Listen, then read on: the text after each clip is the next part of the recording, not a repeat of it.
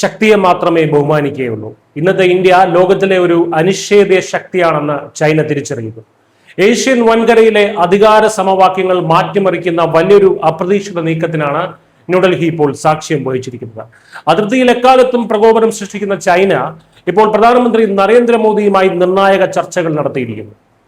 ഗാൽവാൻ സംഘർഷത്തിന് ശേഷം ഇന്ത്യയെ ഭീഷണിപ്പെടുത്താനോ അവഗണിക്കാനോ കഴിയില്ലെന്ന് തിരിച്ചറിഞ്ഞ ബീജിംഗ് തങ്ങളുടെ അഹങ്കാരം മാറ്റിവെച്ച് ഇന്ത്യയുമായി സമാധാനത്തിന് മുൻകൈയെടുക്കുന്ന കാഴ്ചയാണ് നമ്മൾ കാണുന്നത്.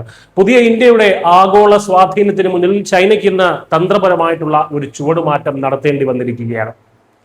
ന്യൂഡൽഹിയിൽ നടക്കുന്ന 16ാമത് ബ്രിക്സ് ദേശീയ സുരക്ഷാ ഉപദേഷ്ടാക്കളുടെ സമ്മേളനത്തിൽ പങ്കെടുക്കാനെത്തിയ ചൈനീസ് വിദേശകാര്യമന്ത്രി വാങ് യി പ്രധാനമന്ത്രി നരേന്ദ്രമോദിയുമായി നടത്തിയ കൂടിക്കാഴ്ചയാണ് ഇപ്പോൾ ആഗോള തലത്തിൽ തന്നെ ചർച്ചയാകുന്നത്.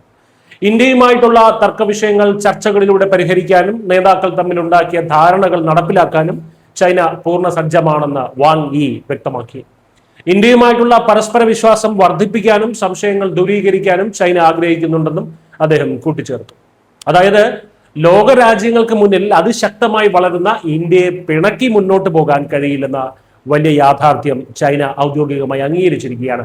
2020 ഗാൽവാൻ താഴ്വരയിലെ രക്തരൂക്ഷിതമായിട്ടുള്ള സംഘർഷങ്ങൾക്ക് ശേഷം ഇന്ത്യ ചൈന ബന്ധം ചരിത്രത്തിലെ ഏറ്റവും വലിയ ശീതയുദ്ധത്തിലായിരുന്നു. എന്നാൽ അതിർത്തിയിൽ സമാധാനം പുനഃസ്ഥാപിക്കാതെ ചൈനയുമായി പഴയതുപോലെ യാതൊരു ബന്ധങ്ങൾക്കും ഇന്ത്യ തയ്യാറല്ല എന്ന കേന്ദ്ര സർക്കാരിന്റെ വിട്ടുവീഴ്ചയില്ലാത്ത നിലപാടാണ് ഇപ്പോൾ ഫലം കണ്ടിരിക്കുന്നത്. ഇന്ത്യയും ചൈനയും എന്നും ബായ് ആയിരിക്കുമെന്ന് കരുതി ഇന്ത്യൻ ആർമി പോലും വേണ്ടെന്ന് പറഞ്ഞ നെഹ്റുവിന് സാഹോദര്യവും സ്നേഹവും അല്ല ഭൗമരാഷ്ട്രീയം ഭരിക്കുന്നതെന്ന് മനസ്സിലാക്കാൻ 1962 ഇൻഡോ ചൈന യുദ്ധം വേണ്ടി വന്നു.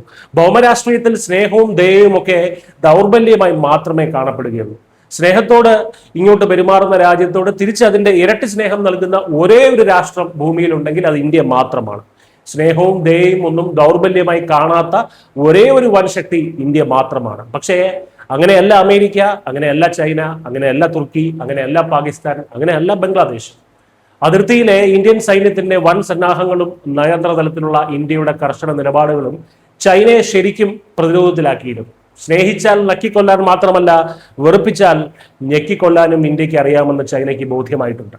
ഒടുവിൽ പ്രശ്നപരിഹാരത്തിനായി ചൈനീസ് വിദേശകാര്യമന്ത്രി തന്നെ നേരിട്ട് ഇന്ത്യയുടെ മുന്നിലെത്തിയിരിക്കുകയാണ്.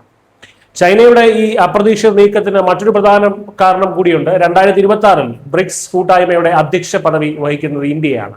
ആഗോള GDP-യുടെ 40% കൈയാളുന്ന ഈ വമ്പൻ കൂട്ടായ്മയിൽ ഇന്ത്യയുടെ സഹകരണമില്ലാതെ ചൈനയ്ക്ക് ഒന്നും ചെയ്യാൻ കഴിയില്ല. ഈ വർഷത്തെ അധ്യക്ഷ പദവിക്ക് ചൈനയുടെ പൂർണ്ണ പിന്തുണ വാഗ്ദാനം ചെയ്ത വാങ് യി ഗ്ലോബൽ സൗത്ത് രാജ്യങ്ങളുടെ, അതായത് വികസ്വര രാജ്യങ്ങളുടെ കൂട്ടായ്മയിൽ ഇന്ത്യയും ചൈനയും മാതൃകാപരമായിട്ടുള്ള പങ്ക് വഹിക്കണമെന്നും ഓർമ്മിപ്പിച്ചു. ചുരുക്കത്തിൽ ലോകക്രമത്തിൽ ഇന്ത്യയുടെ അനിഷേധ്യമായിട്ടുള്ള പ്രാധാന്യം തിരിച്ചറിഞ്ഞ് ചൈന നടത്തിയ ഒരു നയതന്ത്ര പിന്മാറ്റം കൂടിയാണത്. എങ്കിലും ചൈനയുടെ ഇത്തരം അപ്രതീക്ഷിത സമാധാന നീക്കങ്ങളെ വളരെ കരുതലോടെയും തന്ത്രപരമായിട്ടുള്ള സംശയത്തോടെയും മാത്രമാണ് ഇന്ത്യൻ നേതൃത്വം എപ്പോഴും നോക്കിക്കാണുന്നത്. കാരണം ചൈനീസ് വാഗ്ദാനങ്ങളുടെ ചരിത്രം അത്തരത്തിലുള്ളതാണ്. എന്തായാലും ആഗോള വേദിയിൽ ഇത് ഇന്ത്യയുടെ വമ്പൻ നയതന്ത്ര വിജയമായി തന്നെ നമുക്ക് ആഘോഷിക്കാം. News desk Malayalam.